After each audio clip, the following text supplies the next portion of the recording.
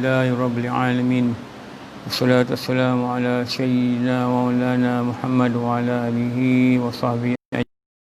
Rabbi shrah li sadri wa yassir li amri wa hlul 'uqdatam min lisani yafqahu qawli. Subhanaka la ilma lana illa ma 'allamtana innaka antal alimul hakim. La haula wa la quwwata illa billahil aliyyil azim. La haula wa la quwwata illa billahil aliyyil azim. La haula wa la quwwata illa billahil aliyyil azim. Alhamdulillah kita dapat bertemu pada malam ni walaupun secara rakaman live.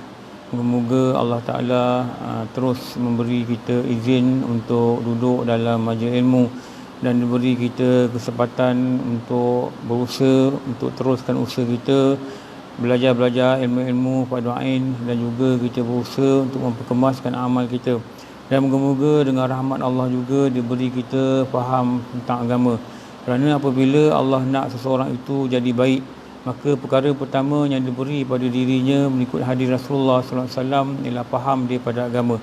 Jadi malam ni usaha yang dibuat oleh pihak Surau Mukhlisin Plaza Semenyih 2 Taman Pelangi Semenyih 2 dan juga dibantu dengan rakaman audio kuliah kita dapat jumpa dan saya diberi amanah untuk menceritakan sedikit, berkongsi tentang tajuk mendahulukan yang utama atau kita kata mengutamakan yang utama. Maknanya dalam kehidupan ni kita mesti faham apa yang utama dan apa yang kedua. Maknanya kalau di kehidupan ni kita kata apa core business kita yang sebenar, apa perkara yang kedua yang kita kena keduakan. Maknanya yang utama tu kena utamakan. Jadi saya nak baca sedikit nasihat Imam Al-Ghazali dalam kitab Ayyuhal Walad. Dia menceritakan perkara. Okey, dalam kitab ni, dalam nasihat ke-14 dalam kitab Ayyuhal Walad, maka berwasiatlah seorang ulama bernama Imam Ash-Shibli rahimahullah taala. Imam Al-Shibli ni dia lahir sekitar 200 Hijrah. Maknanya dia hidup sebelum zaman Imam Al-Ghazali. Adalah dihikayatkan bahawa Imam Ash-Shibli rahimahullah ta'ala telah berkhidmat kepada 400 orang guru. Dia katakan dia berkhidmat kepada 400 guru. Punyalah mereka ni betul-betul menjadi penuntut ilmu. Mereka berkhidmat dengan 400 orang guru. Mereka belajar dengan 400 orang guru. Dan beliau juga berkata, aku telah membaca 4,000 buah hadis. Punyalah hebat ulama'-ulama' dulu, mereka baca 4,000 hadis. 4,000 hadis. Dulu guru kami ada kata, Imam Syafi'i ni dia hafal, ada kata 11 juta hadis dia hafal. Termasuk hadis palsu, ada daif ke apa benda dia hafal, dia sahih dia hafal. Supaya dia boleh tolak hadis palsu ni. Mereka betul-betul menjadi seorang penuntut ilmu dan mereka sungguh-sungguh belajar. Kalau tengok dikatakan hikayatnya apa, aku telah membaca, Imam Ash-Shibli kata, aku telah membaca 4,000 buah hadis. Kemudian dengan itu sebuah hadis yang benar-benar aku amalkan dan meninggalkan yang lain daripadanya. Dia ambil satu hadis yang betul-betul dia boleh jadikan panduan dan betul-betul fokus untuk diamalkan hadis itu. Kerana aku telah memperhatikan hadis yang aku pilih itu, hadis yang dipilih itu dia dah perhatikan dan aku telah mendapati di dalamnya ada keselamatanku dan kesejahteraanku. Maknanya dia tujuan utama dia mempelajari hadis, tujuan utama dia beramal. Kerana apa? Sebab dia memperhatikan benda-benda ini akan memberi je keselamatan dan kesejahteraan. Sungguh-sungguhnya ulama'-ulama' dulu mereka telah bersungguh-sungguh mendekatkan diri kita dan matlamat mereka belajar agama ini agar selamat di dunia dan sejahtera juga di akhirat. Mereka bukan nak imbuhan atau apa saja pangkat dan harta, bukan, tetapi niat mereka amatlah suci, amatlah murni. Apa dia? Mereka meletakkan kesejahteraan itu adalah benda yang utama, selamat dunia, selamat akhirat. Dan dikatakan hadis itu juga terkandung dalam ilmu-ilmu orang awalin, orang-orang awal, dan ilmu-ilmu orang akhirin, orang yang kemudian. Maka aku merasa cukup dengan berpegang teguh dengannya.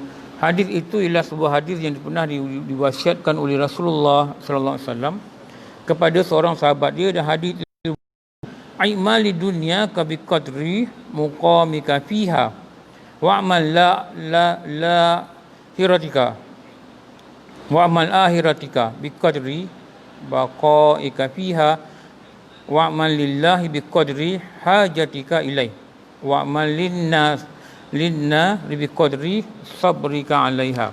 Apa maksud hadis ni? Ada katakan maksud artinya bekerjalah kamu untuk engkau akan tinggal di dalamnya. Seolah-olah Rasulullah ni beritahu, engkau nak berusaha untuk dunia ni, rasa-rasa berapa lama kau nak tinggal, itulah kau berusaha. Faham yang dunia ni hanyalah sementara, maka usaha kita patutnya lebih kepada akhirat. Usaha kita patutnya lebih pada akhirat. Dan janganlah kita menjadi akan pemburu-pemburu dunia. Janganlah kita menjadi pecinta-pecinta dunia. Ini yang banyak, penyakit ini yang banyak berlaku pada kita sebab kita tak sedar, kita sibuk urusan kerja. Kadang-kadang tak selesai, nak belajar fardu ain tak selesai. Tak faham, rukun-rukun solat tak faham, apa tak faham ini, tak faham, banyak benda tak tahu. Kenapa? Alasan yang selalu mereka beri, kerja. Allah kata, kau nak duduk berapa lama kat dunia ni, bekerjalah kau. Berapa lama nak duduk? Dan kita pun tak tahu berapa lama umur kita. Kita pun tak pasti. Tapi apa yang kita pegang, apa yang kita pasti, dunia ni adalah sementara. Tu nak kena pujuk hati, nak kena beritahu, dunia ni sementara. Sementara. Bila sementara, buatlah sekadar seperti mana yang kita rasakan sementara. Tetapi malangnya kadang-kadang kita ni bila lama tak diingatkan, kita punya lidah kata dunia sementara, tetapi kita mengumpul harta, kita bertindak seolah-olah dunia ni kekal. Seolah-olah hanya gitu. Tapi sebenarnya kita cakap sementara. Tapi nafsu ni dia tipu kita, dia letakkan rasa tindakan tu seolah-olah benda ni kekal. Maka jadilah kita ini adalah pemburu-pemburu dunia. Jadilah kita ni pencinta-pencinta dunia. Pemburu ni maksudnya dia ngintai, dia cari peluang, dia buat. Sampai malangnya mereka lebih memilih dunia daripada memilih akhirat. Mereka tak rasa, Allah tak bagi mereka rasa. Allah tak bagi mereka rasa mati itu dekat, mati itu besok boleh datang, mati itu lusa boleh tiba. Allah tak bagi rasa. Bila Allah tak bagi rasa benda tu, Allah biarkan dia leka. Dan paling takut, Allah biarkan dia buat benda-benda tidak ada faedah. Lepas tu dalam hadis ada disebut alamatul i'radillahi ta'ala 'anil 'abdi. Alamat tanda Allah berpaling daripada seseorang hamba. Alamatul i'radillahi ta'ala 'anil 'abdi istigaluhu bima la yaghni. Apa maksud dia? Apabila Allah biarkan dia membuat suatu perkara, benda-benda yang tak ada faedah. Tak ada faedah apa-apa, tapi dia seronok buat, dia leka buat, dia lalai buat. Itu tanda yang sangat malang. Apa tandanya? Tandanya Allah telah berpaling daripada dia. Allah berpaling ni maksudnya Allah tak tengok dia dengan pandangan rahmat. Ini paling menakutkan. Allah tak tengok itu di dalam taat. Ini paling menakutkan. Allah tak tengok dengan kasih sayang. Ini sangat menakutkan. Sebenarnya ini sangat menakutkan. Jadi kita mohonlah dengan rahmat Allah, kita mohonlah dengan kasih sayang Allah supaya ini tidak berlaku pada kita. Apa tanda dia? Apabila kita dibiarkan membuat perkara-perkara yang tidak ada faedah. Itu tanda dia. Allah beri tanda kat manusia tu dibiar apa? Dibiarkan buat benda tak ada faedah. Jadi bersyukurlah bila kita sibuk dengan benda-benda yang baik. Kita sibuk dengan benda yang baik. Tu ulama kata engkau buatlah benda-benda yang baik hingga engkau penat, tak ada masa nak buat benda tak baik. Biar bercakap benda baik, biar mulut penat baca Quran pun tak apa. Biar kaki penat pergi surau masjid mengaji pun tak apa. Biar tangan sampai letih-letih, sakit-sakit jari menyalin nota-nota ilmu-ilmu agama pun tak apa. Supaya dia tak ada masa nak salin benda-benda yang tak ada faedah. Itu tanda apa tu? Itu tanda Allah nak beri faham pada agama, macam mana saya cakap mula-mula, Allah beri faham pada agama, dan tanda Allah nak jadikan kita ni orang baik. Kalau Allah nak jadikan kita ni orang baik, maka benda lain, makhluk lain pastinya tidak boleh menahan. Jadi Imam Hasan Al-Basri, atau kalau kita ni bekerja sampai lupa akhirat, kita ni berusaha sampai lupa akhirat. Sedangkan Rasulullah tu dia kata bekerjalah engkau sekadar mana engkau nak tinggal dalam dunia. Pastinya dia nak beritahu ni, Rasulullah nak beritahu ni dunia ni sementara. Pasti nak dia beritahu dunia ni sementara. Jadi bila usaha untuk dunia ni tidak bolehlah lebih daripada usaha macam mana kita membuat persiapan di akhirat. Kenapa? Sebab akhirat itu lebih apa? Dan beramallah untuk akhiratmu sekadar mana engkau akan berada di sana. Maknanya akhirat ini pastilah abadan abadah, benda yang kekal. Kalau masuk syurga ni kekal, dia tak keluar. Masuk syurga bila sampai bila, tak ada bila-bila, tak ada sampai-sampai. Dia terus kekal, nikmat dia terus kekal. Bila nikmat dia terus kekal, itulah dikatakan kekal selama-lamanya. Sebab tu kalau kita tengok dalam kitab apa? Tanbihul Ghafilin. Bagaimana orang-orang di akhirat nanti dibayangkan, dirasakan, diperlihatkan kehidupan di atas dunia. Dia buat ni. Maka ada orang akan berkata, oh rupanya hidup di dunia ni hanya seduha saja. Seduha ni maknanya waktu duha, macam panjang waktu duha je berbanding dengan akhirat. Ada juga yang berkata hidup di dunia ni hanya sepetang aja berbandingkan dengan lama mereka kat mahsyar ni, lama mereka kat akhirat ni. Dan mereka kata hidup itu sekejap je rupanya. Baru mereka sedar benda ni sekejap. Lepas tu Allah kata kau bekerja kat dunia ni, kau bekerjalah sekadar mana kau nak duduk atasnya. Maknanya pastilah duduk tu dalam sementara. Maknanya, dan dia kata kau beramal lah sekadar mana dia kata engkau akan berada di dalam akhirat. Akhirat ni kekal. Sebab tu Imam Hasan Al-Basri dalam kitab Nasaiul Ibad, nasihat kepada hamba, dia kata apa? Barang siapa yang memburu dunia dan lebih daripada akhirat. Maknanya kita ni nak cakap tadi, kita kena utamakan akhirat. Itu dikatakan mendahulukan yang utama. Apa utama dia? Utama dia akhirat. Utama dia adalah kehidupan akhirat. Bukan kat sini. Bukan kehidupan dekat sini. Dia kata apa? Barang siapa yang memburu dan memilihnya dan lebih memilihnya daripada akhirat, man arada dunya wahtaraha alal akhirah, nescaya akan menghukumnya, Allah akan menghukumnya dengan 6 jenis hukuman. Akabahullah bisittah ukubati, dengan 6 jenis hukuman. Apa dia? Di dunia, sedangkan yang 3 lagi ditimpakan di akhirat. Imam Hasan Al-Basri ini hidup zaman Sayyidina Ali. Dia kata mereka yang utamakan hukum dia. Dia kata-kata ulama ni, ulama tabi'in, yang mereka ni tak jumpa Rasulullah, mereka jumpa sahabat. Dia hidup zaman Sayyidina Ali. Imam Hasan Al-Basri dunia lebih memilih daripada untuk kehidupan di akhirat ni. Allah akan hukum dia dengan 6 hukuman. 3 hukuman di dunia, dan 3 lagi dikatakan hukuman dia akan ditimpakan di akhirat. Apa hukuman yang di dunia yang 3 ni? Imam Hasan Al-Basri kata dia akan letak ke dalam hati dia angan-angan yang tidak kesudahan. Kejap dia rancang nak macam ni, kejap dia rancang nak macam ni, kejap dia rancang nak buat ni, kejap dia rancang nak buat tu, kejap dia rancang nak buat tu. Benarlah Rasulullah dulu dia ada lukis, dia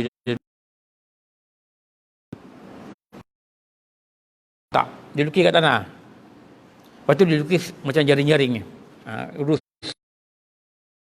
Dia kata inilah umur kamu, inilah kehidupan kamu, dan jaring-jaring ini adalah ujian-ujian yang akan kamu lalui dalam kehidupan. Memang dia berselang-selang, kejap tenang, kejap rasa kalut, kejap rasa tegang kehidupan, kejap tenang balik. Ada gitu.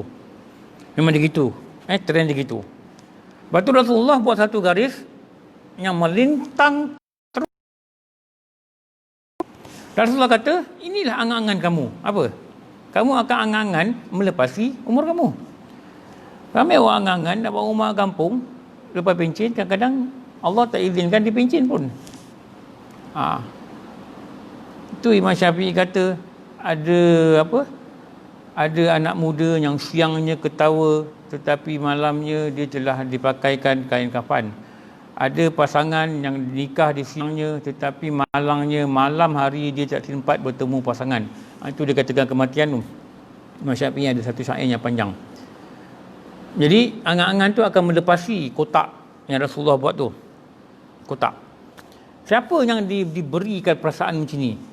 Imam Hasan Al-Basri kata itu adalah satu hukuman pada diri dia apabila dia ni menjadi pencinta dunia, pemburu dunia, sampai tahap dia melebihkan urusan dunia ni melebih daripada urusan dia di akhirat.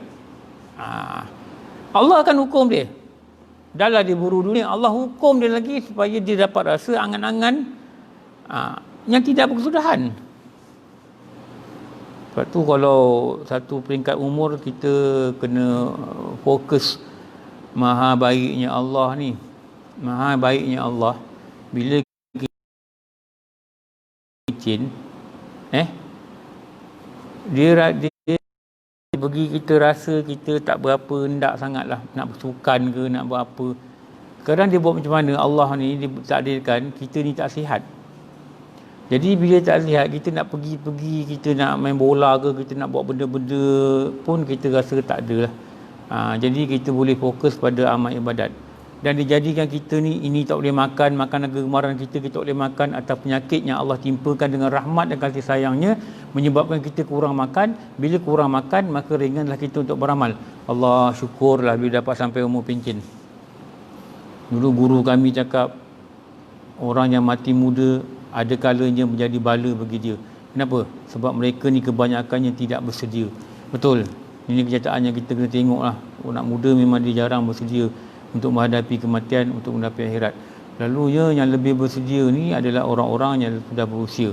Jadi kalau dulu ditakdirkan kita pernah lalai waktu-waktu gelap dulu, waktu tu zaman kita jahil dulu, tetapi Allah dengan rahmat dia tak ambil nyawa kita. Diizinkan kita untuk disambung nyawa kita sampai 50, 60, adanya 70, ada 80. Maka umur-umur yang panjang ini marilah kita sama-sama memanfaatkan dengan menguatkan hati kita, memberitahu aku mesti mempersiapkan diri aku untuk akhirat lebih daripada aku mempersiapkan diri aku untuk dunia. Jadi hukuman pertama tadi dia kata apa? Hukuman pertama tadi diberi dia rasa angan-angan yang tidak berkesudahan. Nombor 2, apa hukuman atas muka bumi yang diberi pada mereka-mereka yang memburu dunia ni? Imam Hasan Al-Basri kata, sifat rakus yang menguasai dirinya dan tidak pernah rasa puas. Dia takkan rasa puas. Diberi dia satu jenis nafsu yang sangat rakus, yang bagaimana Rasulullah pernah cakap, nafsu ni kalau engkau beri dia sekantung selembah emas, satu lembah ni penuh dengan emas, engkau beri dia, maka dia akan minta satu lembah lagi. Dahsyatnya nafsu ni. Dia tak pernah rasa cukup. Dia tak pernah rasa cukup. Rumah dah 2, dah 3 tak cukup, dah 4 tak cukup, kereta dah 2, dah 3, dah 4. Kenapa dia rasa tak cukup? Kadang-kadang dia boleh buat koleksi lagi. Bila dia rasa tak cukup tu, dia akan memburu.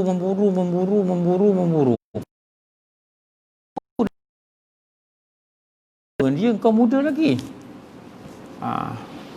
Engkau muda lagi, engkau pergi cari lagi, engkau pergi buru lagi. Sedangkan dalam masa kesibukan itulah tiba-tiba dia hanyut dengan dunia ni, dan datang dia tarik daripada sungai yang hanyut ini. Kalau yang datang itu satu pasukan nama Hidayah, beruntunglah dia.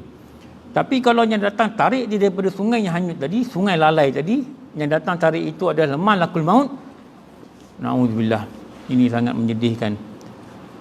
Waktu itulah baru dia nampak bagaimana dia mati dalam lubang lalai. Dia mati dalam lubang lalai.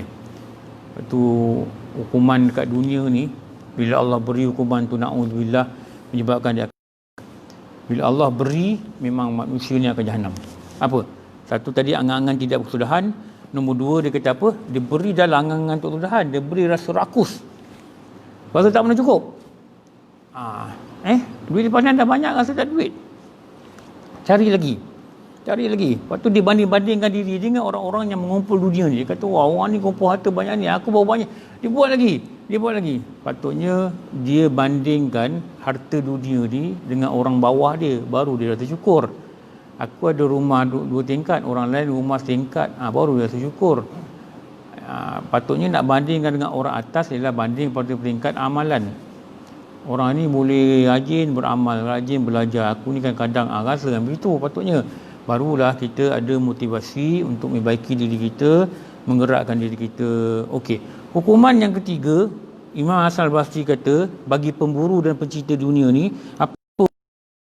Dicabut rasa nikmat dalam beribadah. Wah, ni 3 hukuman ni pun dah cukup menyakitkan hati. Orang kalau dia buru dunia ni sampai dia melebihkan dunia daripada akhirat, Imam Hasan Al-Basri dia kata apa? Maknanya ini yang dikatakan dia tidak mengutamakan yang utama. Dia tidak mendahulukan yang utama. Patutnya dia dahulukan persiapan akhirat dulu. Tetapi dia dahulukan dunia sampai dia lupakan akhirat. Akibatnya apa? Nanti dia beri hukuman yang ketiga apa? Dia tidak rasa nikmat beribadah. Bila tak rasa nikmat, itunya ibadah tu rasa malas, itunya ibadah tu tak rasa apa-apa, itunya solat tu rasa kosong, itu zikir tak rasa apa-apa, itu baca Quran tu tak ada rasa apa-apa. Kenapa? Tak ada nikmat. Ada rasa nikmat, itu yang kita tengok orang-orang soleh. Bagaimana dikatakan Imam Syafi'i itu dia boleh khatam Quran sehari sekali, dia boleh khatam Quran bulan Ramadan 2 kali sehari. 2 kali khatam sehari. Maknanya dia baca 60 juzuk satu hari. Allah hai. Dia kata macam mana? Macam mana? Dia rasa seronok. Dia rasa seronok. Dia rasa nikmat. Dia ghalid. Atau orang kata ghalid, orang Kedah kata ghalid. Dia ghalid. Dia rasa nikmat. Dan dia tidak rasa beban. Dan dia tidak rasa berat. Kenapa? Dia bukan pencinta dunia. Bila dia bukan pencinta dunia, Allah tak hukum dia, Allah tak cabut pada diri mereka ini nikmat ibadah. Maknanya dia ada rasa nikmat ibadah. Kita kata macam mana dia khatam? Tu saya pernah cakap kat surau ni dulu. Syekh Quraim Ar-Rajih, ulama Syria, umur dia 90 lebih. Dulu ada seorang ustaz bawa dia ceramah lah kat sini, Penang, Johor, mana bawa. Sebab ustaz ni belajar kat Syria. Jadi bila ulama ni Syekh Quraim Ar-Rajih ni dia ceramah, ustaz Malaysia ni kita lah, ustaz kita ni yang terjemahkan. Tu dia bawa daripada Penang ke Johor, bawa kereta apa semua, dia tengok Syekh ni kat belakang baca Quran. Dia baca Quran, isteri dia semak, isteri dia baca, dia semak. Mereka ni kerja mereka asyik baca Quran dalam perjalanan. Hinggalah sampai di tempat-tempat makan, maka ustaz kita ni tanya dengan Syekh ni, berapa hari sekali khatam Quran. Ini saya nak kata ni, orang-orang soleh ni dia ada nikmat dan ibadah. Yang malu kita. Syria, orang Syria ni orang negara perang. Dan kami tidak aman macam ni, macam Malaysia lah. Dan perjalanan kami selalu tak macam ni. Makanan kami tak sedap macam ni. Jadi aku rasa sangat berdosa dengan Allah bila aku hanya dapat khatam Quran 7 hari ke 10 hari. 7 ke 10 hari. Dia kata negara kami perang. Mungkin dia terganggu lah dengan suatu perang ni untuk baca Quran dengan banyak. Dia kata moga Allah ampun. Kita orang Malaysia ni makan sedap, perjalanan. Dia tanya ustaz ni cerita ni. Orang Malaysia khatam Quran. Kalau dia datang surau sini lah. Ni surau para wali kan. Kau surau sini lah surau lain. Dia datang surau lain, dia tanya, kamu ni khatam Quran berapa hari sekali? Ustaz yang bawa ni dia kata apa, masa tu dia rasa nak ambil jubah nak tutup kepala, dia tak nak jawab. Dia diam.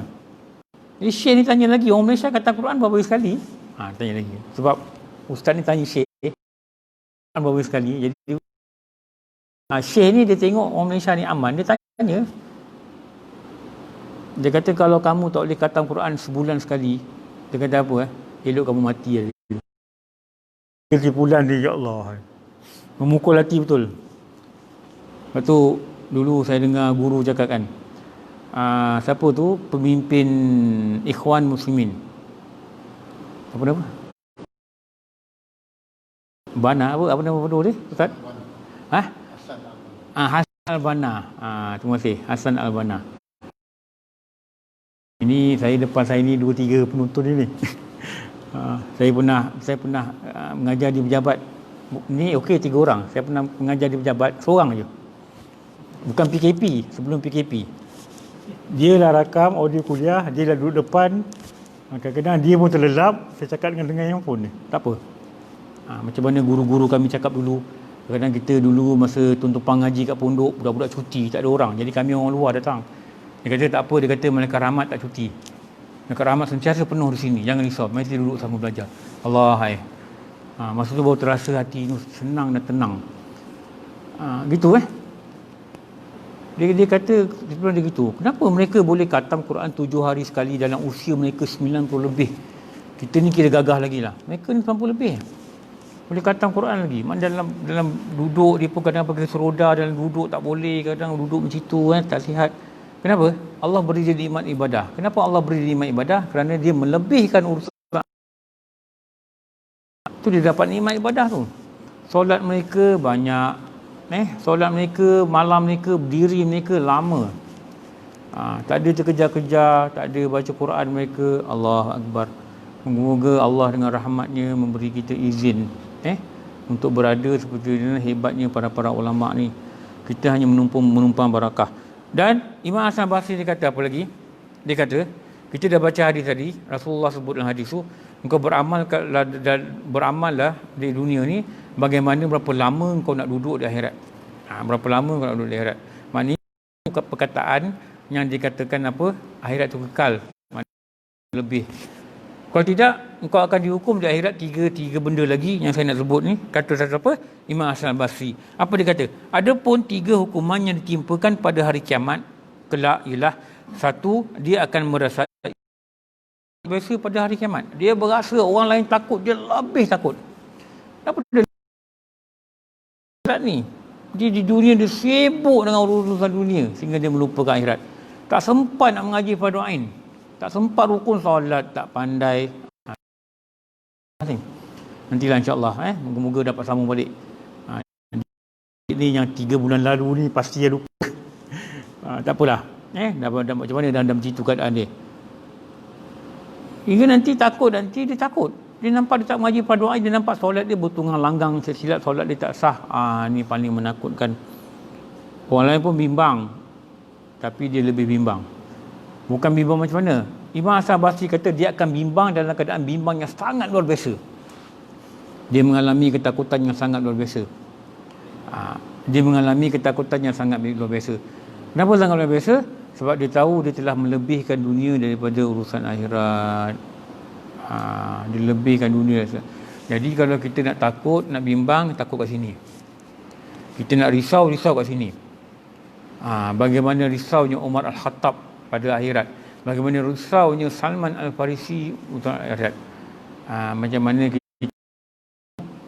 Umar berkata, wahai Ka'ab, engkau ceritakanlah padaku kedudukan mahsyar. Wahai Ka'ab, dia kata, di mahsyar nanti ditariknya neraka Jahannam itu, dan bunyinya, suaranya boleh kedengaran 500 tahun perjalanan. Dan apabila sampai 100 tahun perjalanan, maka akan terdengarlah bunyinya sangat kuat. Dan waktu itu dia kata bukan manusia takut, dia kata para bimbang merasa terjelepuk ni, kita duduk atas lutut, bukan duduk atas kaki, lutut itu, dan mereka mengangkat tangan, tidak ada apa yang keluar dari mulut mereka, salimna ya Rabbi salimna ya Rabbi salimna, wahai Tuhan selamatkanlah kami. Maka menangislah Umar Al-Khattab mendengar penerangan Ka'ab ini, dan ketika itu dia bersama seorang sahabat bernama Salman Al-Farisi, orang Parsi, menjerit berlari daripada Masjid Madinah. Selepas 3 hari dia balik dengan muka yang kusut saya.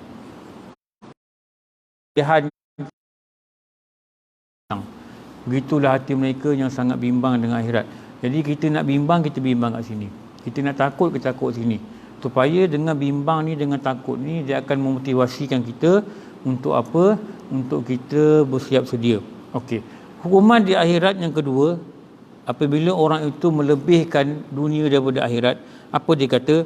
Perhitungan amal dia sangat keras. Hisab dia sangat teruk. Hisab dia sangat lama. Aisyah radhiyallahu anha, dia tanya Rasulullah, apa maksud hisab yang keras? Rasulullah kata, bila engkau mula ditanya, ini dari mana, ini dari mana, ini untuk apa, bagaimana kamu gunakan ini, bila ada soalan tu, maka dia katakan hisab dia keras, hisab dia payah, hisab dia detail. Saya teringat dulu, ada dulu guru kami, dia baca hadis. Dia kisah bagaimana dua orang lelaki. Seorang ni kaya, seorang ni miskin. Tapi mereka di dunia bersahabat dan sama beramal. Akhirnya dengan rahmat Allah, dua-dua ni dapat masuk syurga. Rasulullah kata. Maka dipimpin dua-dua orang ni, dibawanya ke pintu syurga dan dilepaskan orang miskin ni masuk dulu. Dan orang kaya ni, sahabat ni yang banyak harta ni, ditarik semula ke tengah padang mahsyar. Maka berkatalah sahabat dia yang miskin ni, kenapa kawan aku tak jadi masuk? Dia tunggu lama hingga kan akhirnya dia lupa pasal kawan dia ni. Sebab dia merasai nikmat syurga tu. Akhirnya dah lama baru kawan dia masuk. Maka berkatalah kawan dia yang miskin ni, engkau pergi mana tadi? Lama sungguh sampai aku lupa dah kau. Saya kata apa lama lah, tapi lama sangat. Dia kata aku ditarik semula di padang mahsyar untuk dihisap semula. Kerana aku memiliki harta yang banyak. Dia kata berapa teruk aku dihisap? Teruk, dia kata. Badan aku keluar peluh, dia kata. Keluar peluh. Dan dalam hadis tu kata, kawan dia miskin ni tanya kawan dia yang kaya ni, banyak mana peluh kau? Dia kata, peluh aku ni, dan Rasulullah cerita dalam hadis, peluh aku ni, dia kata, kalau 100 makanannya masin di dunia, dan diminum peluh aku ni, pastilah dia akan kenyang. Maknanya peluh ni keluar, ya Allah. Untuk bukan minum air banyak ni. Dia minum berpuluh-puluh liter. Ada yang kata dia minum 70 liter sekali sedut. Peluh kalau banyak ni pun dah kira banyak. Allah, kalau kita dengar hadis tu wajarlah kita tidak mengutamakan dunia ni. Wajarlah kita mengutamakan kehidupan di akhirat. Dan bila kita terus mengutamakan dunia ni melebihi daripada akhirat, Imam Hasan Al-Basri sebut dalam kitab Nasa' Ibn Ibad ni yang saya baca ni, dia kata hukuman pertama tadi diberi dia ketakutan yang luar biasa. Hukuman yang kedua tadi diberi dia hitungan yang sangat berat, hitungan amal hisab yang sangat berat, yang sangat detail. Hukuman yang ketiga, apa dia kata, dia akan merasa penyesalan yang sangat panjang. Wal hasratul tawilah. Wal hasratul tawilah. Dia akan merasa kesal yang sangat panjang. Jika seseorang itu menggunakan 1 saat usianya di dunia pada benda-benda yang tidak menjadikan ia sebagai ibadah, maka dia mendapat penyesalan yang sangat panjang. Lepas tu jangan sia-siakan usia, jangan sia-siakan masa, jangan sia-siakan masa lapang, jangan sia-siakan masa sihat, jangan sia-siakan kehendak-kehendak baik yang diilhamkan oleh Allah. Terus buat. Jangan sia-siakan. Balik ni rasa nak baca Quran, terus baca. Sebab yang kata nanti itu adalah syaitan. Syaitan ni dia master in delay tactic. Maknanya dia punya kepakaran, dia lambatkan kita beramal. Dia akan kata nantilah besok kau mula. Dia kata gitu. Dia bagi satu tempo je besok. Besok kita lupa. Minggu depan kita rasa nak start baca Quran lah, 1 juzuk satu hari. Ya. Sekarang ni PKP pun susah sikit dia kata.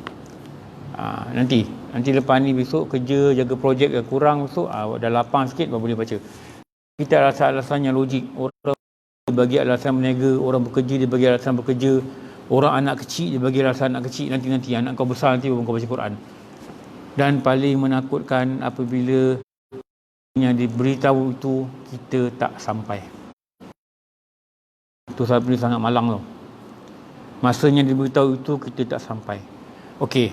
Hadis ni ada lagi sikit, dia kata, dan beramallah, kita balik pada hadis yang asal dan beramallah kerana Allah sekadar mana engkau berhajat kepadanya. Pastilah makhluk itu dia berhajat pada Allah, bukan satu hari, bukan waktu sakit, bukan waktu susah, bukan waktu sempit.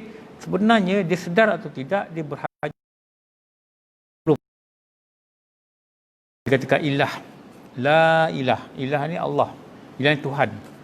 Yang melayakkan Allah itu, dalam tauhid kata, yang melayakkan Allah itu dipanggil sebagai Tuhan, disembah sebagai Tuhan. Kerana apa? Sebab semua makhluk berhajat pada dia dan dia tidak berhajat pada siapa. Bila semua makhluk berhajat pada dia, maka layaklah dia menjadi ilah. Ini Tuhan. Jadi Rasulullah kata engkau beramal kerana Allah. Banyak mana nak beramal kerana Allah? Kerana engkau berhajat kepadanya. Pastilah 24 jam berhajat. Waktu kaya berhajat supaya jangan kita jadi sombong. Waktu miskin berhajat supaya Allah cukupkan keperluan kita. Waktu sihat berhajat. Hajat apa? Supaya sihat kita ini Allah izinkan buat benda-benda yang bermanfaat. Waktu sakit apa hajat? Supaya dengan sakit ini Allah beri kita kehapusan dosa dan dia beri kita kesubuhan untuk kita taat.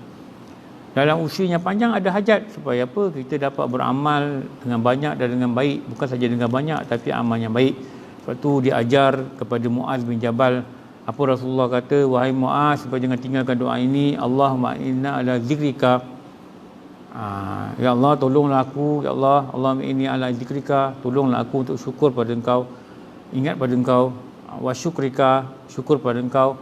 Wa husni ibadatik. Maknanya beribadah dengan baik. Maknanya nak ingat Allah ni pun nak kena minta doa. Nak syukur pada dia pun nak kena minta doa. Nak beribadah dengan baik ini pun nak kena minta doa. Segalanya kita berhajat. Boleh datang surau, boleh dengar kuliah agama, boleh faham agama, boleh semayang. Bukan sebab kita. Bukan sebab kita pandai. Bukan sebab kita sihat. Bukan sebab rumah kita dekat.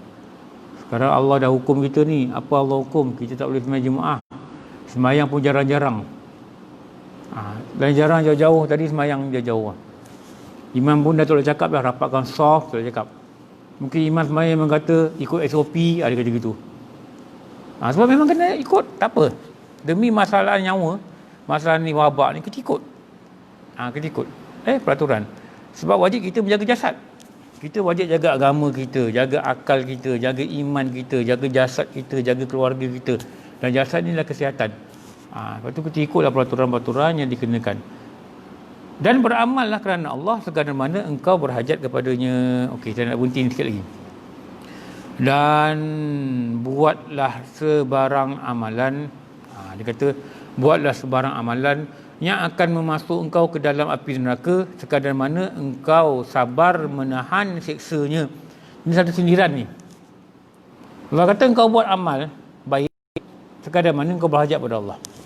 Engkau buat amal jahat sekadar mana engkau boleh tahan, sekadar mana engkau boleh tahan siksa yang Allah akan sediakan.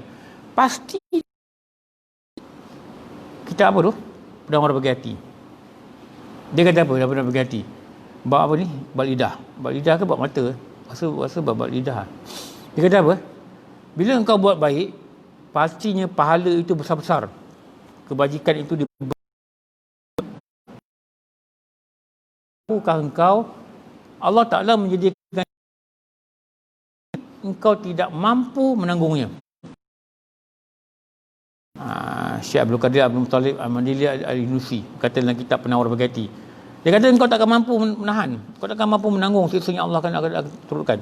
Memang kalau kita baca musikah hadis, kita baca macam mana azab dalam kubur, kita baca macam mana azab orang-orang dari ahli neraka, nak mana makanan yang disediakan, pasti kita baca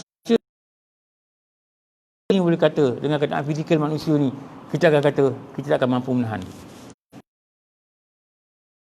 Takkan mampu. Ulama kata engkau takkan mampu menahan, engkau takkan mampu menanggung. Itu Rasulullah kata apa? Engkau nak buat amal jahat, engkau buat. Setakat mana engkau boleh tahan siksa Allah. Allah itu qahar. Dia maha memaksa, dia maha gagah, dia maha menyeksa. Dan tak ada siksa dunia macam mana siksa dalam kubur. Dulu saya pernah ngajar bagi ceramah kat forensik. Saya tanya ada tak orang, diorang ni kan kalau ada kematian kan diorang ambil, diorang buat siasat ni. Saya tanya ada ke orang kena kepit, mati kena kepit? Ada. Kalau tak penyek dah mati. Saya kata ada kena kepit yang penyek baru mati? Tak ada. Kena kepit tak bernafas dia mati. Tapi dalam kubur sebut dikepit je kubur tu sampai berselisih tulang rusuk. Allah boleh cakap. Tu ulama kata engkau pasti dan roh dengan jasad itu tak mati. pasti kau tak boleh menanggung. Itu satu sindiran Rasulullah kata, kau nak buat jahat, kau buatlah. Sekadar mana kau tak boleh tanggung. Jangan cakap lah. Jangan cakap lah.